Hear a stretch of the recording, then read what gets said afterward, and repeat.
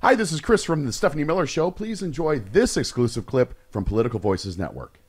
Nobody called because of a lumpy pillow. Lumpy pillow. But good one, though. You done? Yeah, I'm done. Yeah. What I'm saying... Obviously, you don't have a My Pillow, too. You don't, do you? What I'm saying is, Mr. Lindell... What? Go ahead. No, I'm pissed. I understand. Yeah, go. When you're saying what? Go.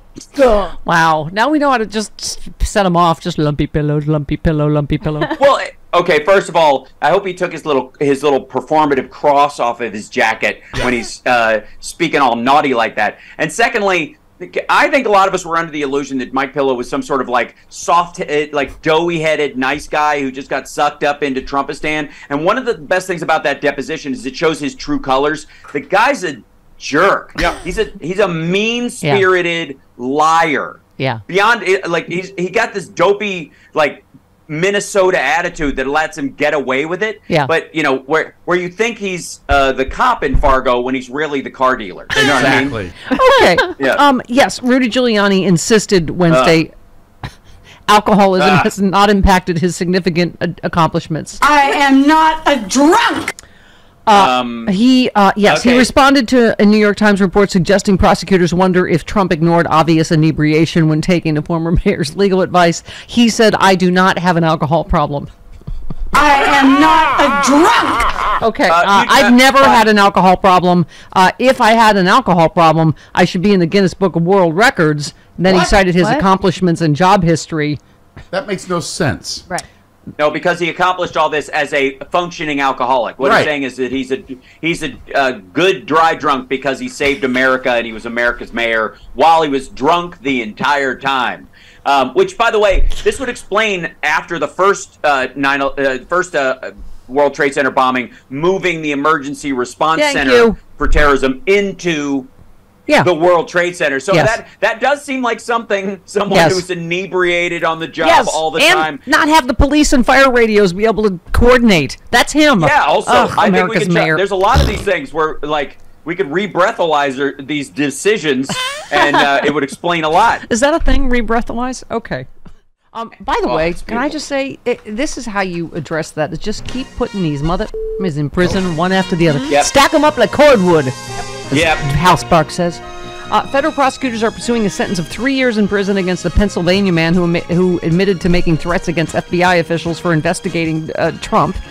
He pled guilty to making interstate threats threatening federal law enforcement. He first made the threats it was after the Mar-a-Lago search.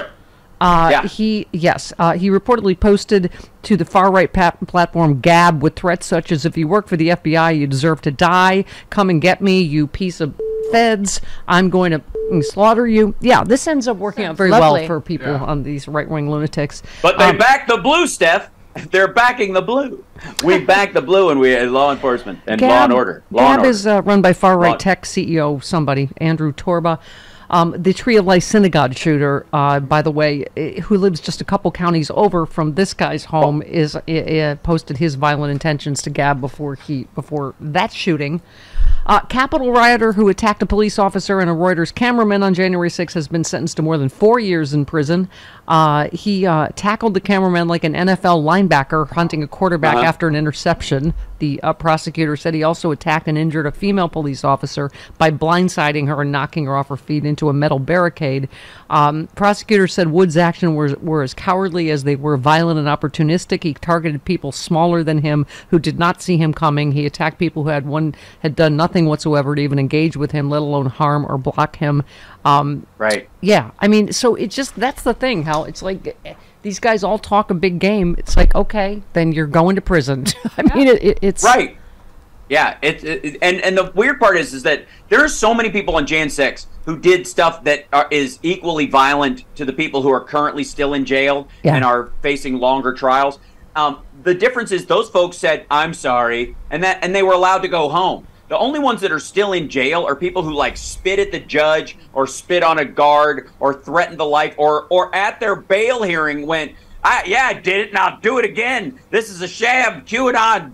I'm going to be raptured out of this jail any second now. I'm not getting inoculated. Get the jab away from me. All that kind of stuff. Like just screaming that if Trump ordered them to, they would attack anybody. And the judge is like, yeah, well, I can't let you out in public because Trump's still out there telling people to attack people. Yeah. Meaning, effectively, by, the things he said about Letitia James just this week, Yeah. and then his idea that, like, help! He literally said help this morning on He literally Truth said Social. help. Like, Help. help! He's become the lady in the life call commercial. Yeah. Yeah, he's asking. Yes, right. I've fallen into a legally binding situation and I can't get up. Those people hear those things from him and they act on them. They want to act on them. Yeah. And the worst of the worst are in jail right now. Otherwise, they would absolutely be doing this. They would be walking up the steps Yeah. of some Capitol right now with a gun, intending to harm whoever's in their way. And it never is the person they're going after. It's always some security guard or a secretary or somebody who's just standing there, just an average American, working a job, trying to earn a paycheck, and they're between these psychopaths with fealty to this orange crap given and whatever target he's got a beef with this week, and he will forget about that person that he effectively sent murder troops to in a week. What do you think is going to happen as it relates to gag orders or getting detained before trial? Because we've been speculating that we know what he's going to keep doing it. I mean, he just I don't think he can help himself. I think he his lawyers were getting to him a little bit, and you can see his language shift after he did take those posts down after he got the gag order about the staff. But he's gonna think he can get away with it in other courts because he thinks, well, that one won't because it's New York. But I bet you I could talk crap about people in Florida because the judge likes me or whatever. That's not going to be the case. Yeah. And so at some point, the first thing will be a fine because they're not going to jail him first. Yeah. They're going to fine him. And after that, I mean, like it's gonna like they're One of our either listeners- ankle monitor and he can't go anywhere, Yeah. and then jail, or he's gonna get 30 days. Yeah. One of our listeners had a great idea. He needs to pay security for whoever he's targeting in his social media posts. Like, okay, Yes, keep that's a talking, great but you idea. pay security for fine the him, next. fine him to pay whatever their security costs are. I agree. Yeah. And for the state costs to protect, because they assign police officers to protect these folks, so he could be fined by the city the amount of money it costs to put that extra detail on judges and prosecutors and that kind of stuff. Yeah. Absolutely. Do you would it be that'd be fun if someone just gave him Alina Habba gave him like a juice box or a pacifier? Yeah, I think a fruit roll up, maybe something like Is that that. what works? Something to gnaw on that'll get his teeth to stick together. I honestly, you got to do the main checks first of all. You either burp him or check his diaper. Right. I'm not going to do it. This is a guy who wants to be in charge of the government of the United States again, where high pressure situations and negotiations happen all the time, and if you don't get what you want, or your legacy is on the line, which is what he's mostly complaining about now. Yeah. That's how you're going to react? No. Absolutely not. Do him doing his baby thumb sucking because you do it best. You can only see me on the camera. That also works for Sean Hannity as well, who's also been mucking all week. I'm amazed. The one thing that really stands out is these guys, none of them know how to react to any of this stuff. Yeah. Because they can't cheerlead it and they can't boo it. They're caught. They know it's awful.